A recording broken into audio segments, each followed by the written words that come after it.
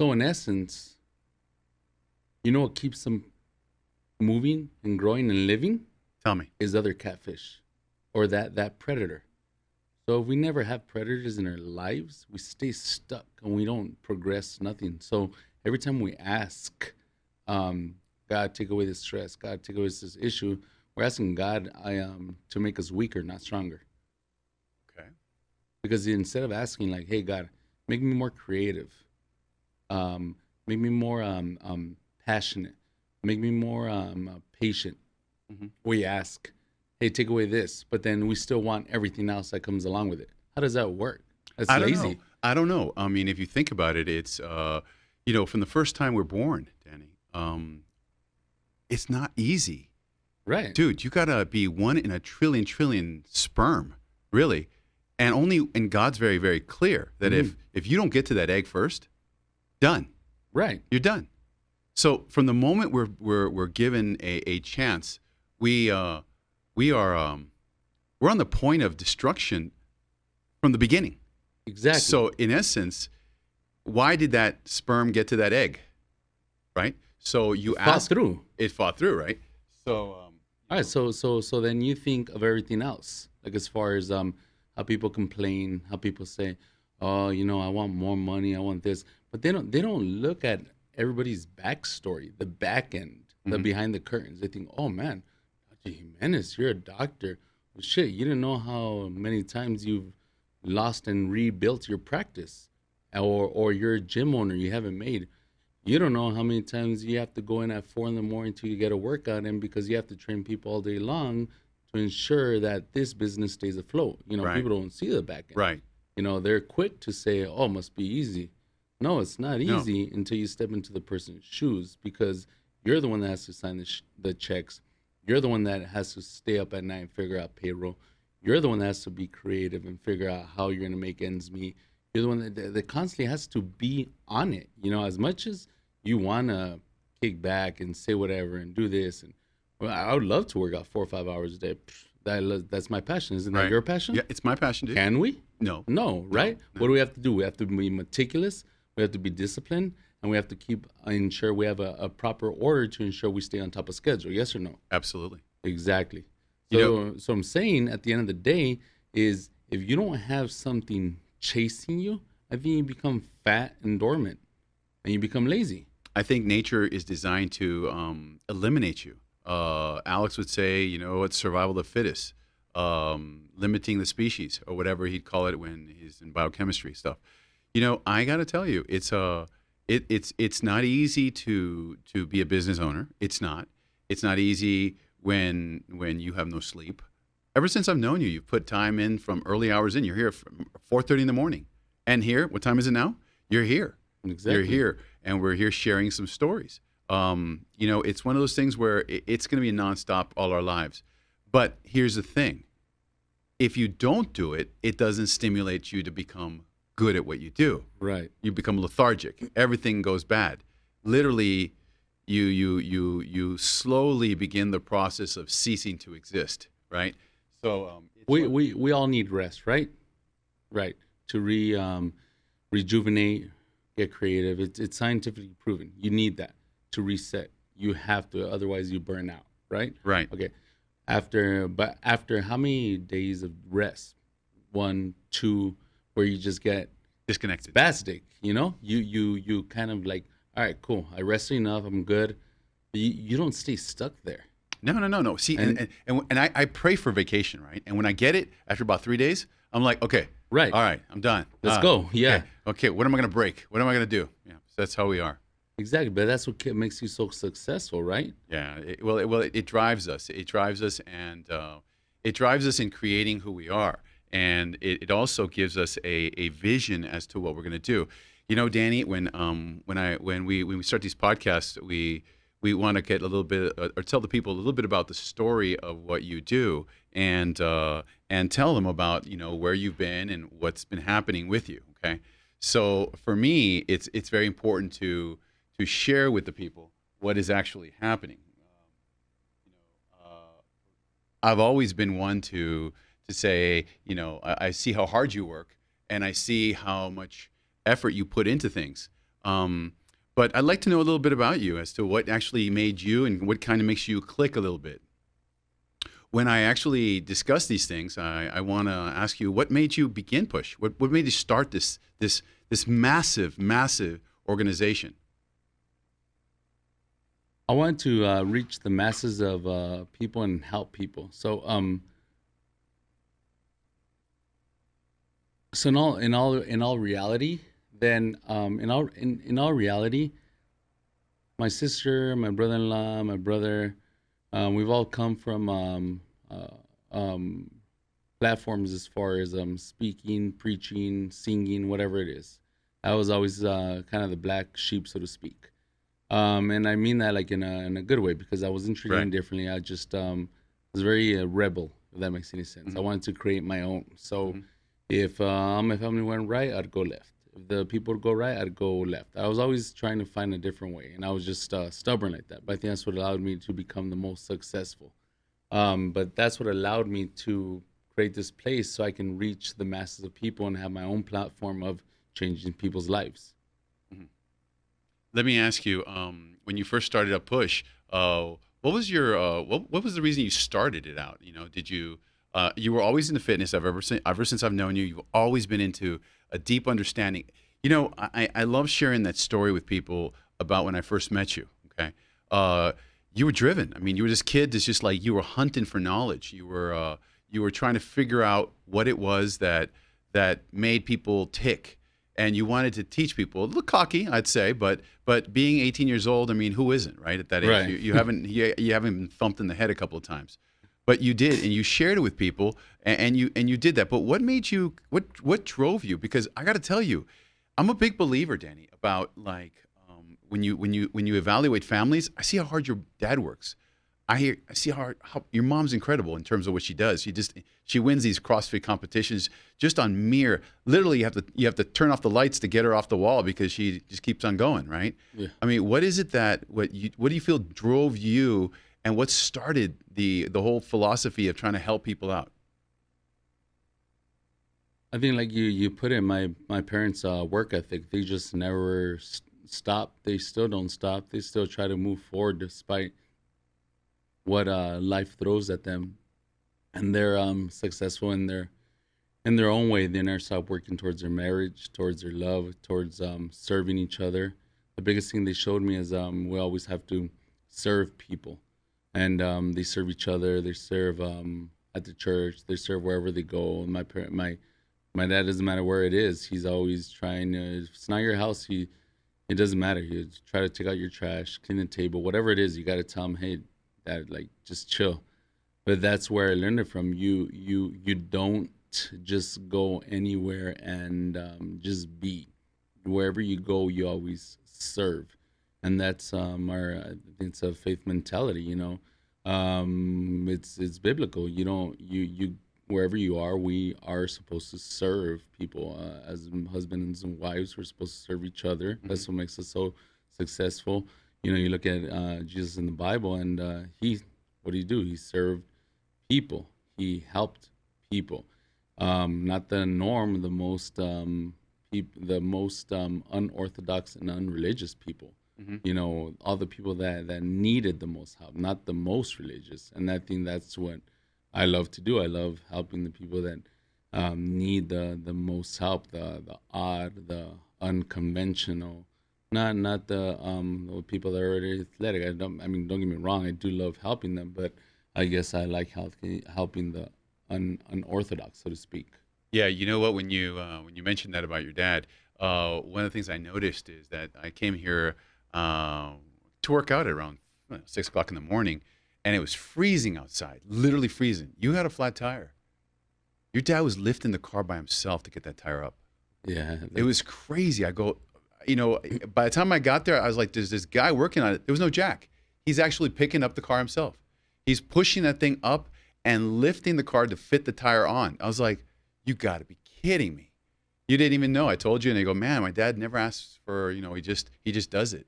That's one of the things you said. And that's who we are. We are our parents. We eventually become our parents to some extent. And that's very much how you are. Right. Your philosophies that have guided the Push Fitness, you know, entourage and people, and the people that come here have been like extreme athletes. Tell me a little bit about that in terms of what actually drove you to pick athleticism as your way of serving. I think seeing the potential of what people can be pushed to if you believe in them. So a lot of times people, people do believe in themselves, but it's amazing what you see people become, or individuals or athletes, when you say, "Hey, I believe in you." Someone that, not your mom, not your dad, because that's kind of like that's expected. Your sister, relatives, not that they have to tell you that, but it's kind of sometimes expected, right? Yes, exactly. But then you have this stranger saying, "I believe in you," genuinely, wholeheartedly, and it brings out that much more in you. I know that's how I was. I still remember various times where you um, tapped me on the shoulder and said, "What are you doing? You can." And I'm very different. I don't need someone to preach to me until I'm blue in the face. It's kind of like just a little hug, kick, a get going, and that gets you going to move on to the next level of the mountain. And that's what allowed me. That's what I loved seeing, as a potential that you could bring out in all individuals. When you see, pretty much you've been able to see everyone crack. What is it you look for when you see them kind of hit that wall, when you start working with an individual with the specifics that whatever sport they're in or whatever their dreams are, weight loss or whatever it is, what is it you look for? To see the reason why they're quitting. Are they genuinely tired, or have they been babied so much by society that they don't know how to push for themselves anymore? And it's really a sensitive society nowadays. You can't push kids because they get their feelings hurt, or they feel this or that way. And sometimes it's like, dude, you gotta wake your ass up.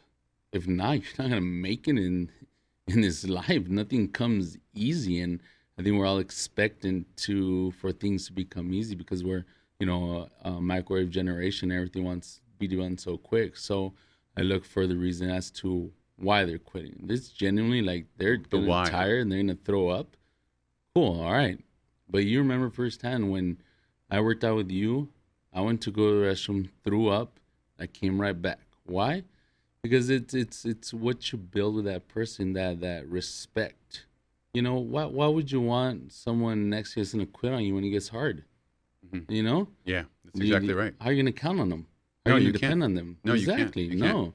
When it gets tough, they're just gonna jump the wagon. And that's it. You're left alone. You're given a responsibility, a huge one, with a lot of the El Paso kids in whatever sports they do, and whatever the sport, whether it be agility sport based or just some sort of sport based system where they're just kind of, let's say hockey, or even things like tennis or golf, but they all have a moment of trying to reaching within.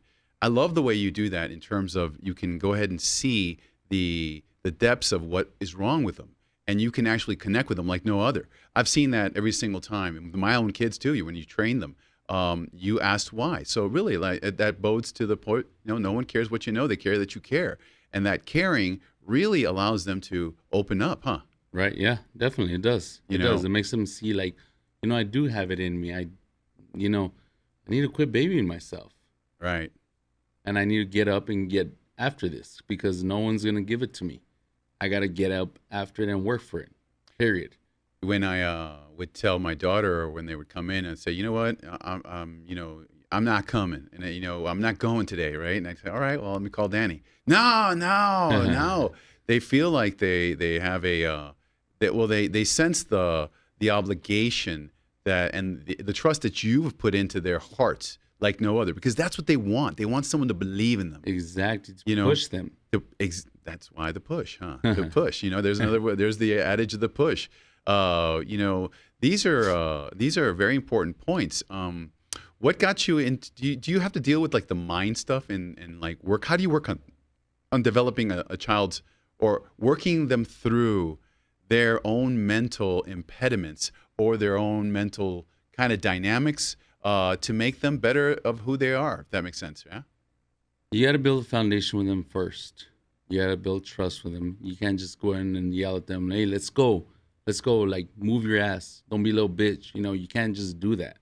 You have to build a relationship first, have them trust you, and have them understand as to why you're pushing them. And then when they're at the brink of giving up, then you yell at their ass and they know why you're yelling at them. A good parent, after they spank their kid or ground them, they'll tell them the reason why they did that. But they don't stop loving them. They appreciate because they know they're wrong. Right. Same concept here. Obviously, I don't hit them, but I do yell at them after they know, like, hey, like, yeah, I was sucking. I need to stop feeling sorry for myself and get after it. Right. I my own experience with what you did. You have a lot of moms watching you train their kids. Moms are real sharp. There's nothing smarter than a mother in this world. Right. And they intuitively, they understand and they feel the depths of the change in the child. Right. So when they see the depths of the change in the child, they trust you. And this is in mass because I have like a whole wall of families of moms, dads. They bring their kids no matter what. Tired, cold, sleet, rain, snow. They bring their kids here to train with you and your entire crew with the philosophies of pushing to those limits. How does that feel when you see those kids excel? Proud, completely pretty much over the moon because you see the hard work that you took to instill that time into them and make sure their full potential came out. So it's rewarding. It's inexplicable. Let me ask you this. You've been now, you're not young, like 16 years more. You're in your 30s, which is a very young age. However, you've lived long enough to see some of these kids go on and to do their thing. Tell me how that feels in terms of you watching them develop in terms of their who they are and what they develop because of the foundation, or at least influenced by the foundation of just don't give up and keep on pushing through it. How does that feel? What do you think? It feels very, very, in a lot of sense, a lot of pride because you can see what they could have been and then what they couldn't have been. A lot of times, these some kids do come from poor extremities, and so to see them excel, believing themselves to go to college, to get a successful job, to be something of a higher profession that otherwise they thought they couldn't build, or settling for less, and not letting them settle for less is really amazing. It's utmost. That's why I keep doing what I'm doing. Do these kids keep on calling you and they talk to you personally? Yeah, they do. They still kind of keep up with me as far as like what they're doing, how they're doing. They'll come in, work out, still, chit chat with me. Everything. It's fun. You build that long lasting relationship. If you could come up with a couple of words of indicating of what makes Push unique, and you can look deep inside your heart and figure out what it would be. Say you had an obituary being read about you. What would they say about Push and you? Huh? What would you want them to say? Honestly, that they had somebody other than their parents believe in them. That's amazing, dude. That's really a huge component to everything that's going on. When do you think someone actually should be coming out to this place and enjoying the kind of lifestyle that this place helps enhance their lives with? When is that time? Whenever you want to be a better version of yourself. Okay. That's it. Okay. What do you think people sometimes think about?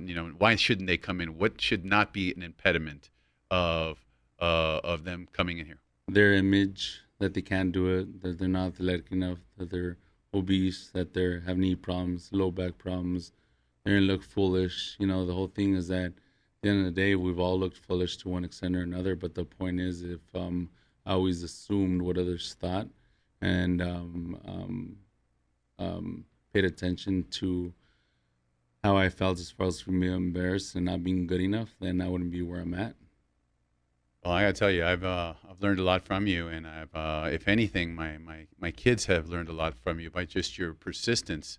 I can honestly tell you that my son is better as an athlete because of your relationship with you. Um, but let me ask you, in terms of what kind of physical changes as well as emotional changes have happened with you in terms of watching your clients attain their goals. Hearing people say he saved me from diabetic medications. From when you hear people say like I would have died being in this obese state, but Yeah, you saved my life, man. That's that's huge, how do huh? you not get emotional with things like that? How do you not get emotional when people saying like, I thought I couldn't walk or had this muscle imbalance or muscle type of how do you say where I had this one client that couldn't build muscle. I can't remember the terminology, but the fact that she can build muscle now, where the doctor told her she wouldn't be able to squat a bar, and now she's squatting over 135 pounds. That's phenomenal. How does that not keep you motivated and getting up every single day when you don't feel like getting up? And I'll say it again. I in King David, when you had to encourage yourself, because not somebody's not always going to be there to encourage you. So you do have to encourage yourself so you can be the best for somebody else that needs it more than you. Ultimately, at the end of the day, someone has it harder than you, and you can always help somebody under you. Well, Danny, you've basically said it in very short and very important keywords. We appreciate you. We're here at the Push Fitness Center. You got some information there that you can use to find Mr. Alvarado. The Push Fitness Center is a monster center with a lot of people that care and make changes in people's lives. If you guys have any questions, any comments, any ideas in terms of what we do for people, let us know, and we're here to serve, as Danny is. Danny, thank you very much, brother, and I appreciate everything you've done. And God bless, brother. God bless. Thank you.